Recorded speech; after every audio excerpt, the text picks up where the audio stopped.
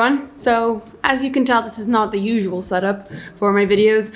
Some of you might recognize this background as being me at home in Portugal. And what I'm actually going to be doing while I'm home is I'm going to be crocheting a bunch of accessories for my pets because I can, therefore I will. Yeah, I've got 2 cats and a dog and they put up with a lot. They're about to put up with a lot more today. So I've got just a bag full of wool and yarn that I'm going to be using for today's video. And of course, all the projects and stuff that I'm gonna be using and the tutorials are gonna be down there in the description, as well as all the materials and stuff as per usual. So yeah, this is just a very pet-driven video. I hope you enjoy it. Let's get started. So first of all, I thought I'd give you guys a bit of an introduction to my pets since they are going to be featuring in this video a lot. This right here is Winter. I've given you guys some stats on each one of my pets, but overall they're all lovely and I love them all very, very much.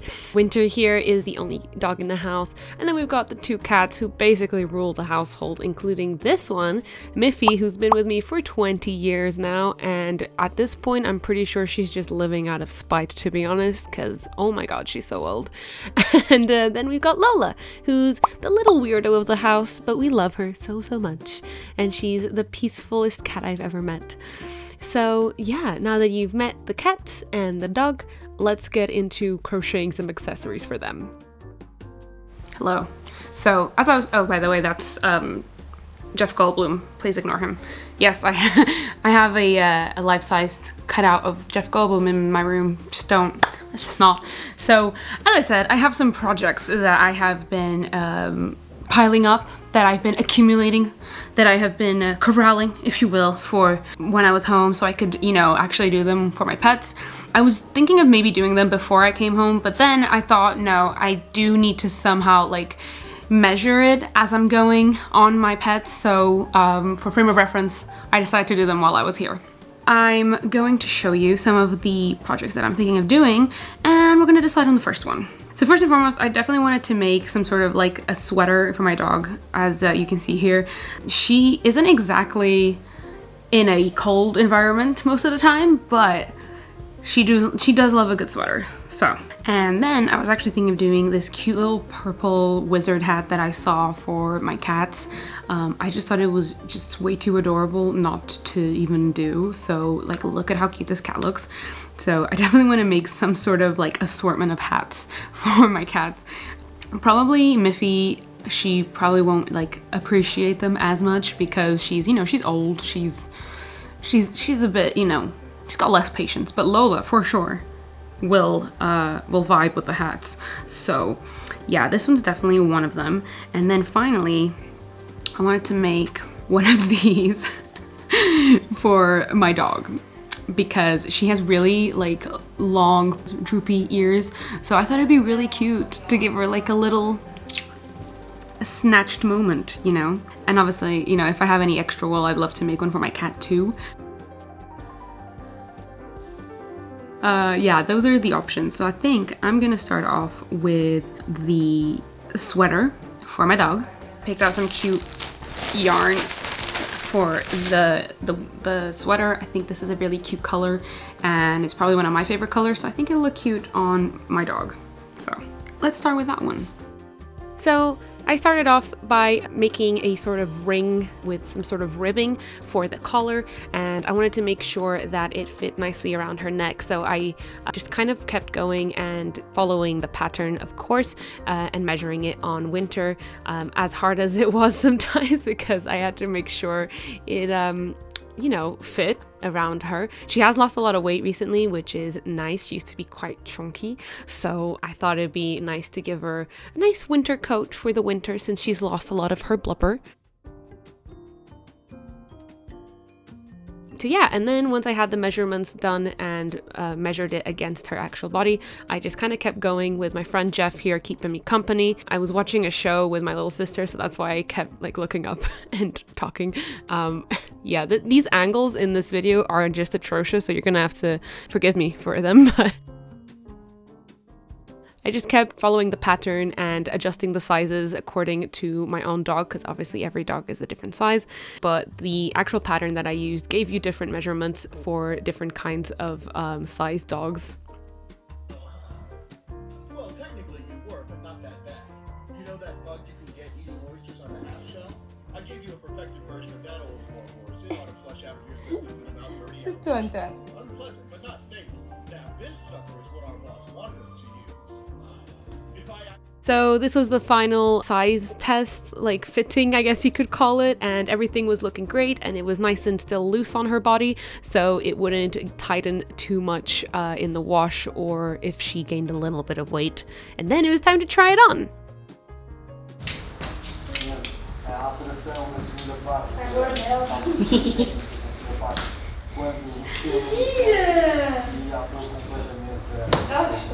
Que linda! Que eu tô! Eu tô linda! Overall, I'm really happy with how the sweater came out. I'm really excited. I even gave her some carrots to treat her because she was really happy, and she still was pretty good at sitting still and modeling for me, even though she was really excited about her new sweater. She actually loves accessories. We bought her a jacket last Christmas and she would not take it off. She loved it so much. So I think Winter was very happy with this one as well. I think the color looks awesome on her. I think it just matches her fur so beautifully, and I'm excited to see it on her during the winter and see how she likes it then.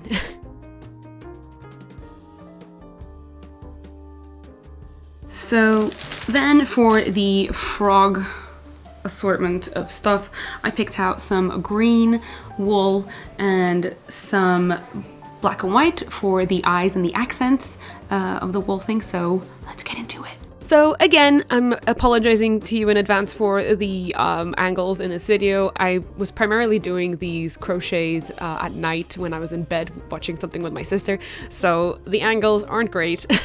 But yeah, I started off by just crocheting a simple headband as per the pattern was telling me to, and then I made two eyeballs like this, and they were pretty fun to make. I'd never made two balls, I guess, that then fit into one sack. I am so sorry if you're hearing this out of context, but that's basically what these eyeballs are. They kind of fit into a socket, and I learned how to make a crochet ball for the first time, so that was fun. So I made two of these that then fit into their green sockets, and then just attached them to the band. And then that was pretty much it. I made some pretty long strappy so I could adjust the fit to her head, and that was it. This one was pretty easy, but so cute. Probably my favorite one of today.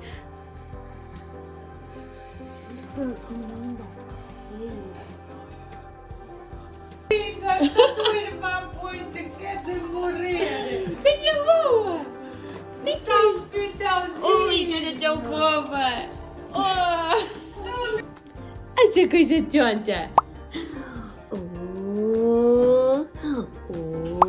Isso! Overall, this was another one that I think she really loved. She was so excited, and I think the best part is that she can now drink water from her bowl without getting her ears completely drenched in water, because that's, long hair problems, And here she is modeling, catwalking for us again. So then for the wizard hat, I just picked out some beautiful purpley yarn wool. So I picked out some purple and a little bit of yellow to do the little stars.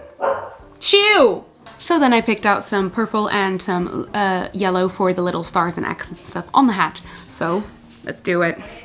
So yeah, this one was pretty fast. Actually, the cat ones were pretty fast to make just because they were so tiny. So I pretty much just whacked them out in one afternoon. But yeah, this little witch hat was adorable to make. I just kind of kept making this cone shape that I just kept increasing pretty much, and then added a little yellow band to it at the end. I ended up not making any stars and stuff because the hat was already so small that I didn't want to make it too busy and chunky with extra stars and stuff at the top. Again, this is a very bad angle of me crocheting. I do apologize, but I wanted to give you guys a nice view of what I was making, and I feel like my hands were covering up the actual project a lot, so.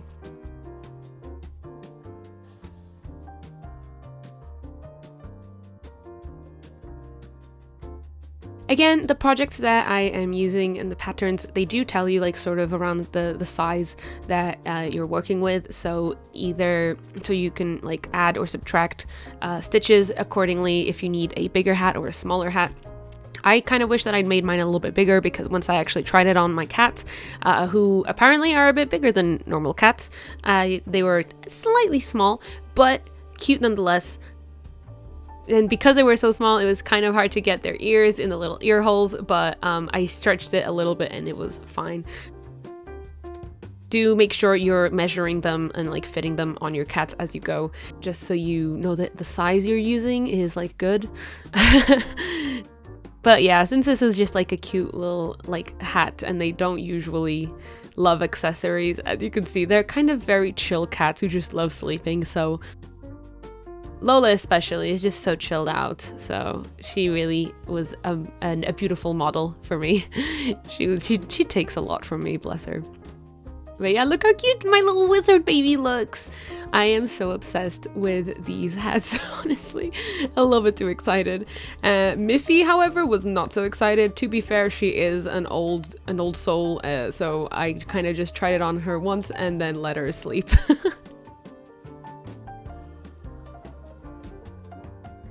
So I said I was only going to do those projects, but then in the end I had some leftover blue yarn from another project, and I thought I'd make a little beret as well to go with the cat like hats, I guess, because now I kind of just want to make a bunch of hats for them and just have them for no reason really, because they don't really enjoy them, but I think little things are very cute, so I wanted to make a miniature beret.